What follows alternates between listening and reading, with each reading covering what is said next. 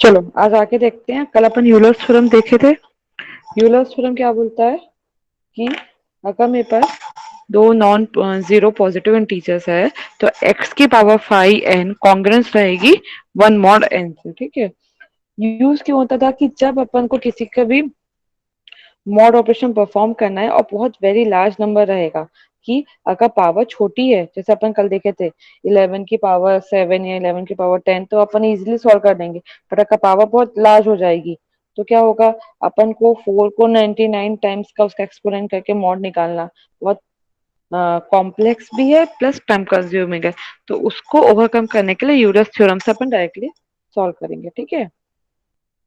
Euler's theorem से कैसे solve होंगे, सबसे पहले कंपेयर करो क्या x mod n. X mod n एक जनरल फॉर्मूला होता है। तो इससे अपन को क्या मिल गया, एक्स की वैल्यू 4 अकॉर्डिंग टू क्वेश्चन और एन की वैल्यू हमारी 35। अब इस वैल्यू को अपन किस में पुट करेंगे, यूलर्स के फॉर्मूला में या थ्योरम में। दैट इज एक्स की power 5n congruence to 1 mod n।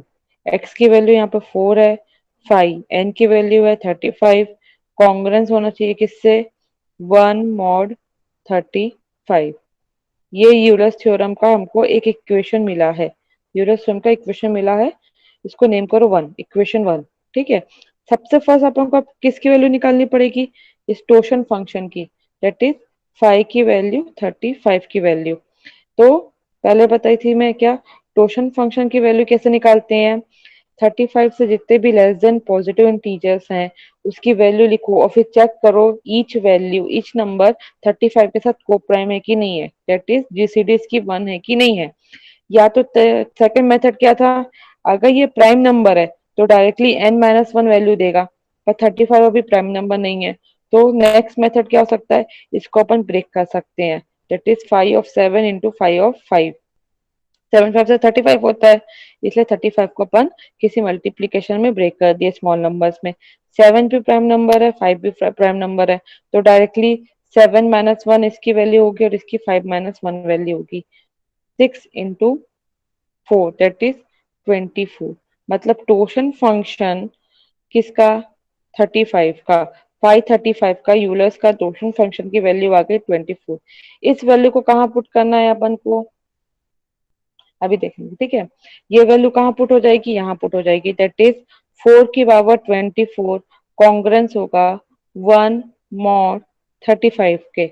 या तो इसको बोल सकते हैं कि इसका वैल्यू 4 की पावर 24 की वैल्यू क्या होगी, इक्वल टू 1 होगी। ये भी एक इक्वेशन मिल गई। ठीक है। ये इक्वेशन नंबर आपकी 2 हो गई, इक्वेशन 2। ये वैल्यू मिल गई अपन को। अब आगे अपन देखेंगे क्या, कि अपन लोग को 4 की पावर जो 99 है ना, उसको इस वैल्यू को कुछ ब्रेक करना है जो 4 की पावर 24 के हिसाब से हो। तो क्या फर्स्ट टेक्निक है अपन को, कि जो भी एक्सपोनेंट रहता है उसको ना डिवाइड कर दो जो अपन को 5 फंक्शन की वैल्यू मिली है इसके डिविजिबल में। तो 99 को अपन को डिवाइड करना है किससे, 24 से कुछ डिवाइड करके इसका मल्टीप्लीकेशन बनाओ। तो 24 क्या होगा, 2 जा 48, 3 जा में 24, 4 जा में हो जाएगा 24, 4 जा कितना होगा 96, बचा कितना 3 रिमाइंडर। मतलब अपन 99 को जो ब्रेक करेंगे, 99 को अपन कैसे ब्रेक कर सकते हैं 24 into 4 + 3, इस पैटर्न में ब्रेक कर सकते हैं। क्योंकि 24 की वैल्यू अपन को पता है, 4 की पावर 24 की वैल्यू अपन को पता है, तो अपन को 99 को ऐसे ऐसे ब्रेक करना है कि जिसकी वैल्यू अपन को ऑलरेडी नोन हो चुकी है, अपन कैलकुलेट करनी है, उसके कुछ मल्टीपल्स में रहे। तो अपन 4 की पावर 99 को तोड़ के कैसे लिख सकते हैं, 4 की power 24 into 4 plus sorry into 4 की पावर 3, इस पैटर्न में लिख सकते हैं। ये पूरे का क्या होगा, मॉड 35। ठीक है। अब 4, फिर से कल एक अपन प्रॉपर्टी पढ़े थे मॉड की, कि A into B मॉड 35 है, तो उसको अपन इंडिविजुअली ब्रेक कर सकते हैं। सिमिलरली अपन जो 4 की पावर 24 मॉड 35 ब्रेक किए इंटू 4 की पावर 3 मॉड 35 ब्रेक किए, और ये पूरे का मॉड 35। ठीक है। ये इसकी प्रॉपर्टी होती है ना, मॉड ऑपरेशन की, मॉडुलर अरिथमेटिक की प्रॉपर्टी के हिसाब से अपन लोग इंडिविजुअल मल्टीप्लिकेशन को ब्रेक कर लिए। अब आगे क्या होगा कि 4 की पावर 24 की तो वैल्यू अपन को पता है क्या हो, 4 की पावर 24 की वैल्यू अपन को इस इक्वेशन से पता है, इक्वेशन नंबर 2 से, कि इसकी वैल्यू 1 होगी। ठीक है, दैट इज 1 की पावर 4 मॉड 35 इंटू 4 की पावर 3 मतलब 64 मॉड 35 का पूरे का मॉड 35। अब 1 की पावर 4 तो 1 ही देगा, और 1 से कुछ भी मॉड होता है वो 1 वैल्यू देता है ना। तो बचा कितना खाली, 64 मॉड 35, और इस पूरे का मॉड 35। अब 35, 64 मॉड 35 मतलब अब इसको डिवाइड करके देखो रिमाइंडर क्या होगा, मीन्स 35 के मल्टीप्लीकेशन में ऐसा कोई वैल्यू जो 65 से या 64 से लेस देन होगा। तो क्या हो सकता है, 35 1 जा 35, 35 2 जा 70, इंक्रीज हो गया, मीन्स 64 को अपन 35 से डिवाइड करें तो रिमाइंडर क्या आएगा, 29 आएगा। दैट मीन्स 29 मॉड 35 हुआ। अब 29 छोटा है, इसलिए 35 जीरो सा जीरो, रिमाइंडर 29। फाइनली आंसर हमारा 29 आ गया, किसका, 499 मॉड ऑफ 35। ठीक है।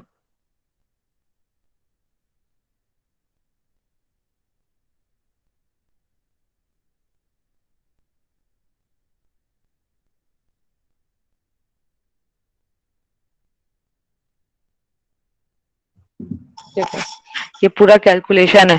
ठीक है, फाइनली आंसर अपन को 4 की पावर 99 मॉड 35 की वैल्यू 29 मिल गई सॉल्व करने से।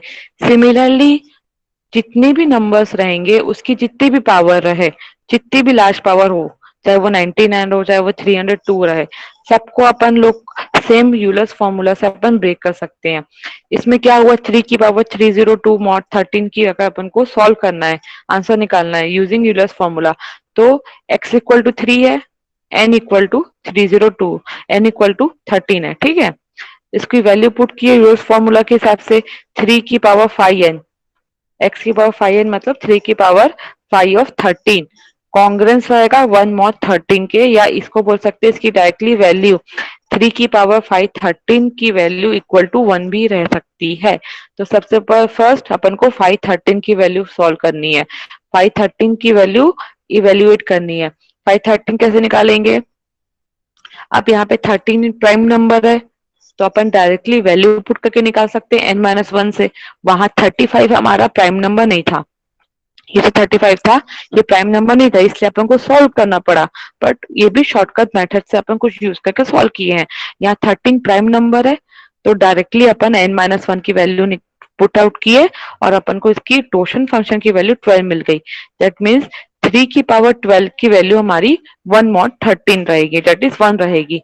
तो अपन को आइडेंटिफाई करना 302 की वैल्यू, तो 302 की वैल्यू को अपन कुछ ब्रेक करेंगे, किसमें ब्रेक करेंगे, कुछ पावर ऑफ 12 के, मीन्स 12 के कुछ मल्टीपल्स में ब्रेक करेंगे। अब इसमें अलग अलग वैल्यू अपने हिसाब से हो सकती है।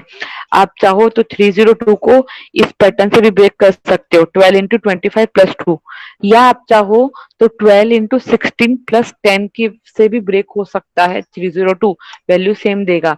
तो 3 की पावर 12 इंटू 25 प्लस 2 से ब्रेक हुआ। अब ये ब्रेक हुआ है, दैट मीन्स इसको अपन लोग सेपरेट करेंगे। कैसे सेपरेट करेंगे? 3 की पावर 12 इंटू 25 इंटू 3 की पावर 2, दैट इज 9 मॉड 13। अब सिमिलरली अपन पूरे का प्रॉपर्टी के हिसाब से अपन इसको सॉल्व करेंगे।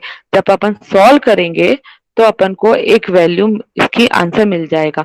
आंसर इसका 9 आएगा। ठीक है, आगे सॉल्व करोगे तो सिमिलरली यूलर्स जो थ्योरम रहता है वो किसी भी हायर एक्सपोनेंट की मॉड वैल्यू को फाइंड आउट करने के लिए यूज होता है। इसके बाद आता है next theorem, that is Euclid's theorem या Euclidean theorem. Euclidean theorem Euler's theorem के ही कॉन्सेप्ट के ऊपर बेस्ड है, जो ये आइडेंटिफाई करता है कि अगर दो नंबर का अपन को जीसीडी निकालना है और वो दोनों नंबर बहुत लार्ज नंबर है, अभी अगर मैं बोलूंगी जीसीडी 3 का निकालो ऑब्लिक 9 का निकालो, शॉर्ट नंबर है, you can solve. Even GCD मैं बोलूंगी 30 का निकालो 50 का निकालो, इवन वी कैन सॉल्व। ठीक है, बट अगर ये दोनों बहुत जनरली बहुत लार्ज नंबर हो गए, दैट मीन्स 1024 का और 2036 का अगर जीसीडी निकालने बोलूंगी, वेरी लार्ज नंबर है, उस केस में क्या होगा? उस केस में बहुत कॉम्प्लिकेटेड हो जाएगा सॉल्व करना। सो इजी वे क्या है?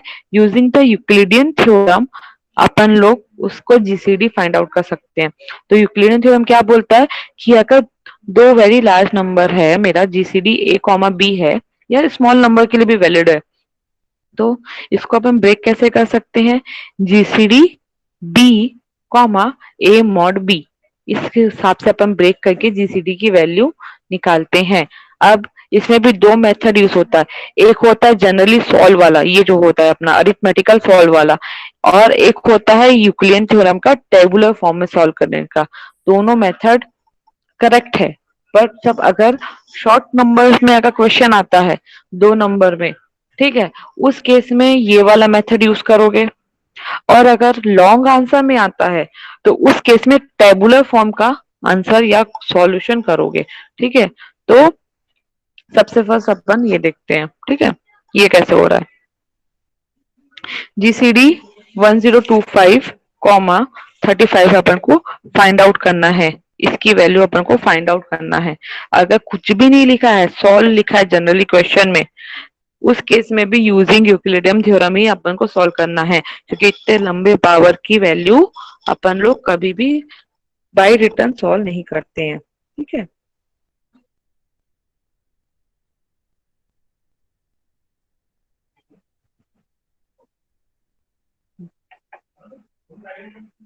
ये निकालना है। ठीक है, तो क्या बोलता है Euclidean theorem? GCD A comma B है, तो इसको अपन ब्रेक करते हैं। जीसीडी बी कॉमा ए मॉड बी, मतलब 1025 मॉड 35 से अपन इसको ब्रेक कर सकते हैं अकॉर्डिंग टू यूक्लिडियन थ्योरम। ठीक है, तो जीसीडी ए मॉड बी, यहाँ पे बी की वैल्यू क्या है? 35, ए की वैल्यू क्या है? 1025। तो 35 कॉमा 1025 मॉड 35, इसे अपन ब्रेक किए। ठीक है, अब इसको फिर फर्दर सॉल्व करेंगे। फर्दर सॉल्व करने से क्या आएगा कि 1025 मॉड 35 की वैल्यू क्या आएगी? 35 का समथिंग मल्टीप्लीकेशन जो 1025 से लेस रहेगा। तो 35 का मल्टीप्लीकेशन जब ऐसे फॉर्म में डिवाइड करेंगे अपन, तो अपन को मिलता है 29। 35 29 का होता है मेरा 1025। ठीक है, सॉरी 1015 होता है। 35 29 का 1015, मतलब रिमाइंडर आया 10। तो 1025 मॉड ऑफ 35 की वैल्यू आ गई 10। वैल्यू में पुट करो जीसीडी ए कॉमा बी में, वैल्यू में पुट करे, जीसीडी 35,10 आ गया।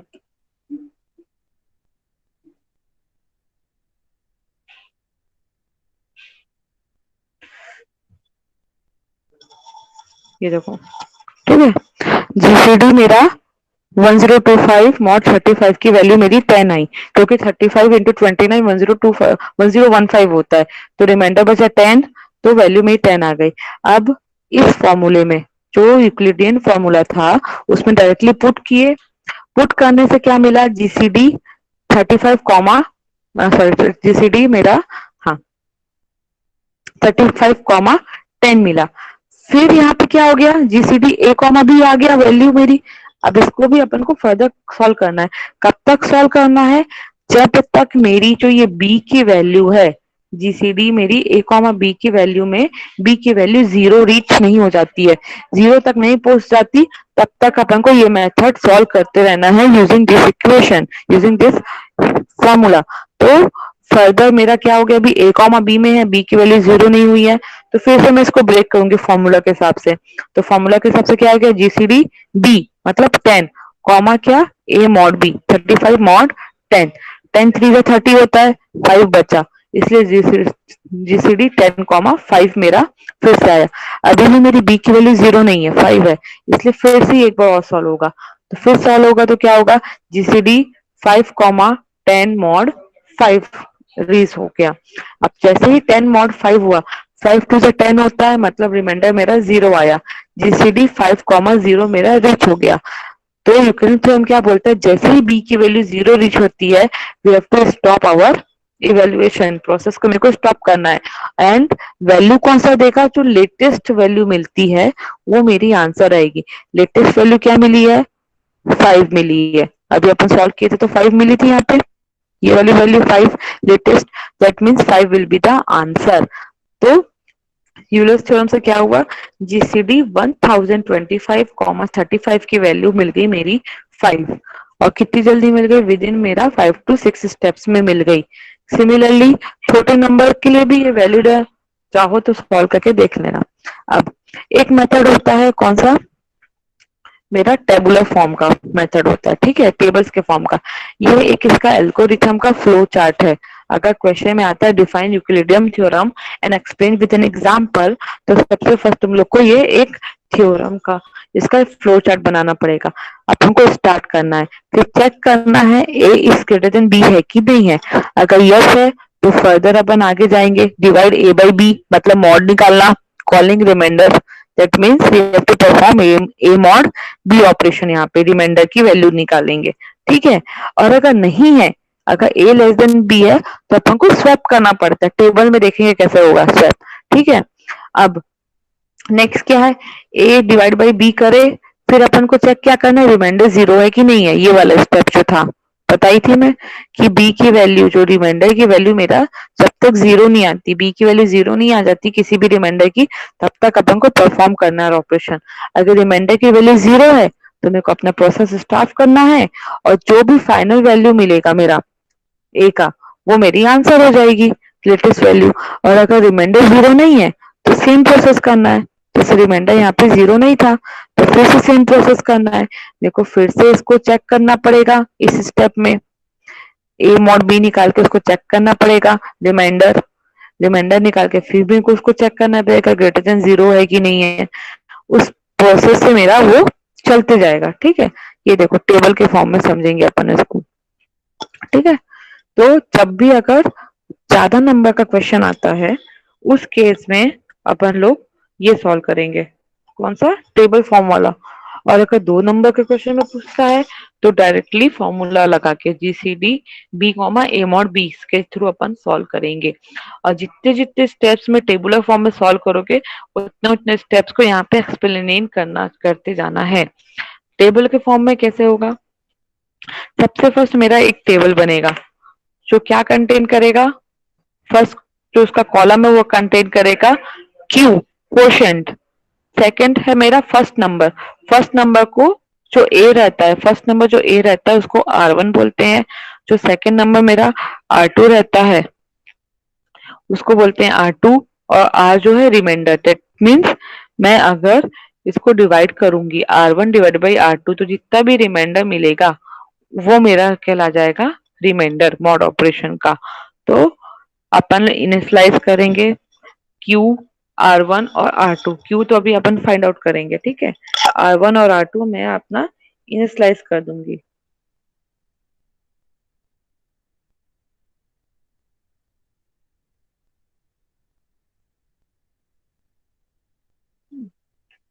Q लिखेंगे यहाँ पे, R1 मतलब फर्स्ट नंबर, R2 मतलब सेकंड नंबर, और ये मेरा रिमाइंडर, ठीक है। टेबल बनाए।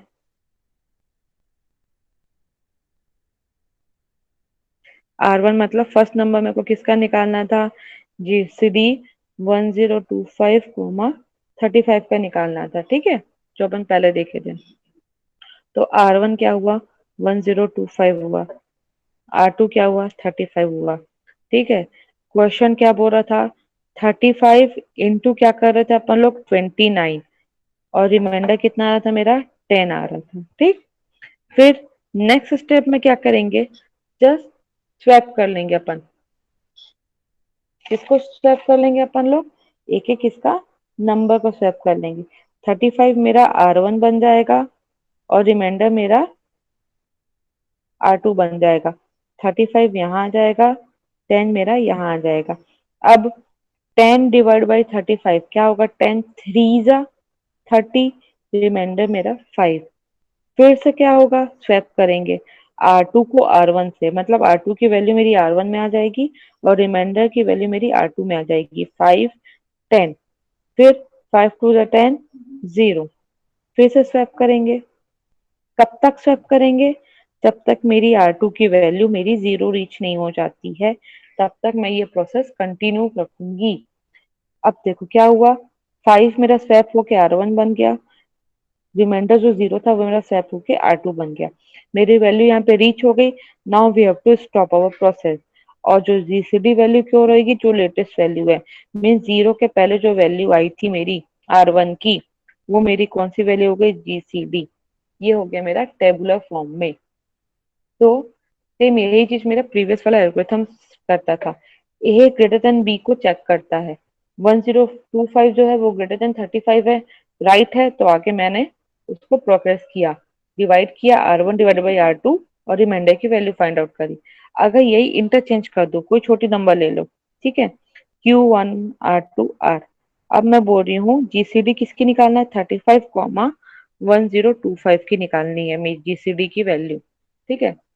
दैट मीन्स मेरा अभी क्या हो गया, बी मेरा ग्रेटर देन हो गया ए से, तो बी जैसे ही ग्रेटर देन होगा क्या होगा, देखो 35, 1025, ठीक है। नंबर छोटा है, दैट मीन्स अपन 0 से डिवाइड करेंगे, और रिमाइंडर क्या रहेगा मेरा, 35 ही रहेगा। 1025 इंटू 0 0, बच्चा मेरा 35। फिर से मैं इसको क्या करना है, मेरे को स्वैप कराना है, मीन्स इसको शिफ्ट कराना है।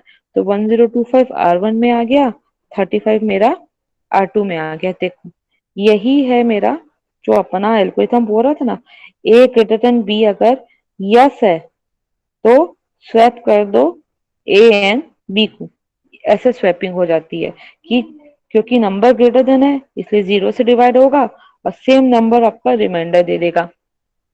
दैट मीन्स डिविडेंड का नंबर मेरा रिमाइंडर दे देगा। और जब अपन उसको नेक्स्ट स्टेप में इटरेट करेंगे तो R2 की वैल्यू R1 बन जाएगी, R की वैल्यू मेरी R2 बन जाएगी। दैट मीन्स मेरा ए और बी था वो एंटायरली एक दूसरे से स्वैप हो गया, और फिर से मेरा प्रोग्रेस सेम फॉलो होगा जैसे अपन यहाँ फॉलो कर रहे थे, ठीक है। तो वैल्यू जीसीडी की वैल्यू सेम आएगी मेरी 5, चाहे वो ए ग्रेटर देन बी हो चाहे ए लेस देन बी हो। इस फॉर्म में अपन सॉल्व कर लिए, ठीक है। इस फॉर्म में हमने स्वैप कर लिया, दैट मीन्स ए और बी अगर मेरा लेस देन ग्रेटर देन है तो स्वैप करके देख लिया कि ये भी वैलिड होता है, ठीक है। तो सेम यही एक्सप्लेनेशन ये एल्गोरिथम पूरा डिफाइन करता है। तो ये फ्लो चार्ट जो है एल्गोरिथम का, ये जो एल्गोरिथम है उसका डायग्राम को याद रखना है, जब भी एग्जाम में आएगा question then you have to make this, आपको बनाना है, इसको एक्सप्लेन करना है, और टेबुलर फॉर्म वाले के एक एक स्टेप को इनिशियली आपको यहाँ पे एक्सप्लेनेशन करते जाना है कि हम कौन से स्टेप में क्या क्या कर रहे हैं। स्टेप 1 में अपन क्या करते हैं, स्टेप 2 में क्या कर रहे हैं, और कब तक ये स्टेप मेरा कंटिन्यू रहेगा, जब तक मेरा R2 की वैल्यू या B की वैल्यू 0 नहीं रीच हो जाती है।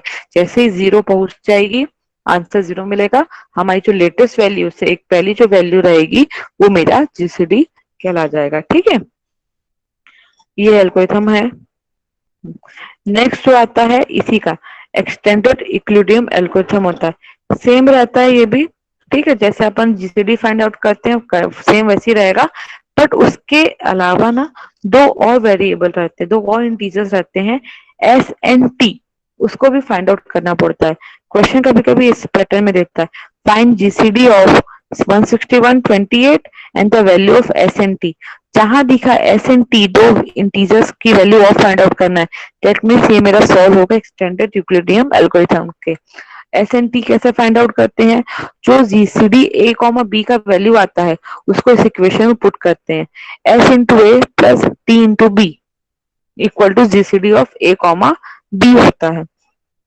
ये वाला जो मेथड है वो सेम रहेगा यूक्लिडियन मेथड के। ठीक है, एस एस और टी की वैल्यू अपन कैसे निकालेंगे, अपन एस को भी ब्रेक करेंगे S1 S2 में, टी को भी ब्रेक करेंगे T1 T2 में। अब जो टी S1 S2 की जो इनिशियल वैल्यू रहती है ये हमेशा यही रहती है, बाय डिफॉल्ट फिक्स है 1001, ये वैल्यू को अपन लेके चलते हैं।